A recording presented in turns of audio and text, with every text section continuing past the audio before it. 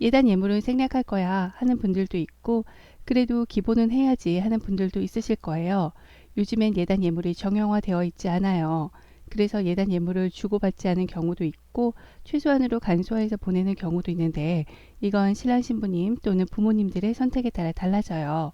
신랑 신부님들은 예물 예단이 불필요한 절차라고 생각을 하기 때문에 생략하는 경우가 많아요. 그렇게 생략한 돈으로 신혼여행에 보태서 더 좋은 곳으로 가거나 혼수에 신경 쓰는 것이 더 합리적이라고 생각하는 분들이 많은 편이에요.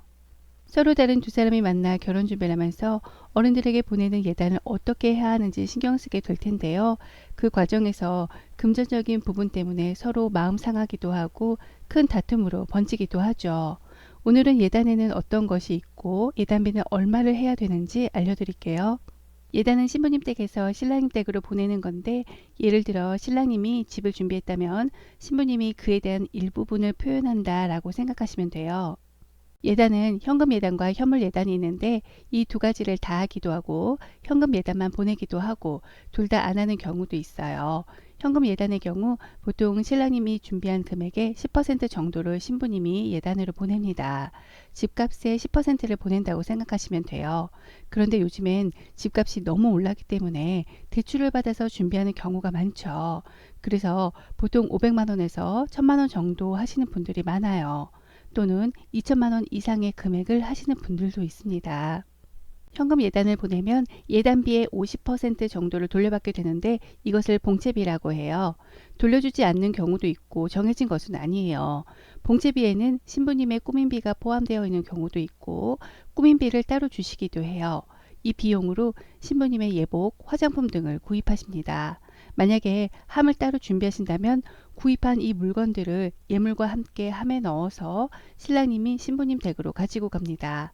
봉제비는 예단 보내는 날 신랑 부모님이 미리 준비해 놓으셨다가 당일날 주시기도 하고 보통 2주일 내에 보내주십니다. 현물 예단의 경우를 보면 전통적으로 이불, 반상기, 은수저, 한복, 정장 등을 준비하는데요. 이불, 반상기, 은수저 정도만 준비하기도 해요. 이불은 시부모님의 잠자리를 따뜻하게 보살피고 건강과 장수를 기원한다는 의미가 있고 반상기는 복을 담아 드린다는 의미가 있으며 뚜껑이 있는 그릇으로 준비를 합니다. 그리고 은수저는 건강을 선물한다는 의미가 담겨 있어요.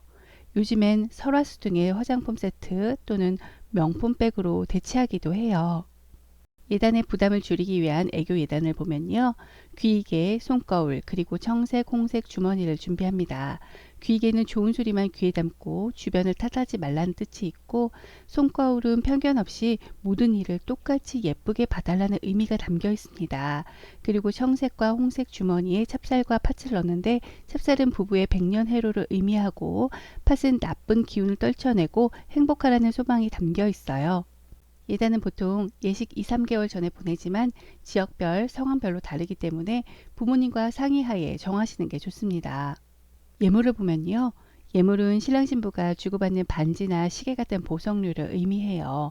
예물의 종류에는 웨딩 반지, 다이아몬드 세트, 순금 세트 등 여러 종류가 있는데 신랑님의 경우에는 시계를 많이 하세요.